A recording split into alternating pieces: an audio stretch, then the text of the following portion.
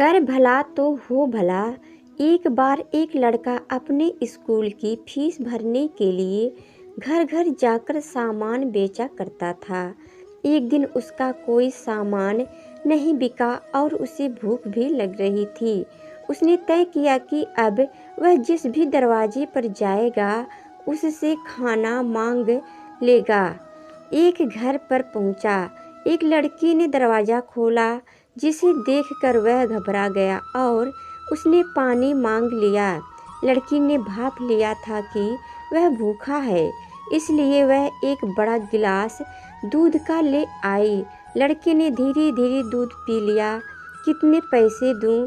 लड़की ने पूछा। पैसे किस बात के? लड़की ने जवाब में कहा, मेरी माँ ने मुझे सिखाया है कि जब भी किसी पर दया करो तो उसके पैसे नहीं लेने चाहिए। तो फिर मैं आपको दिल से धन्यवाद देता हूँ। जैसे ही उस लड़की ने वह घर छोड़ा, उसे न केवल शारीरिक तौर पर शक्ति भी मिल चुकी थी, बल्कि उसका भगवान और आदमी पर भरोसा और भी बढ़ गया था और उसने अपनी पढ़ाई पूरी करी। एक विदेश में एक बड़ा डॉक्टर बन गया। सालों बाद वह लड़की गंभीर रूप से बीमार पड़ गई। लोकल डॉक्टर ने उसे शहर के बड़े अस्पताल में इलाज के लिए भेज दिया। विशेषज्ञ डॉक्टर होवार्ड केल्ली को मरीज देखने के लिए बुलाया गया। जैसे ही उसने लड़की के कस्बे का नाम सुना, उसकी आंखों में चमक आ गई। वह एकदम सीट से उठा और उस लड़की के कमरे में गया।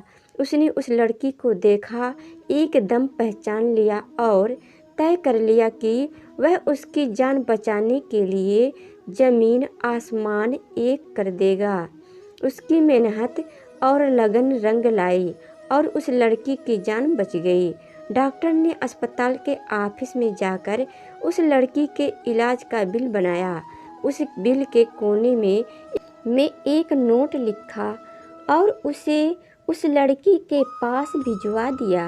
लड़की बिल का लिफाफा देखकर घबरा गई। उसे मालूम था कि वह बीमारी से तो वह बच गई है, लेकिन बिल की रकम जरूर उसकी जान ले लेगी।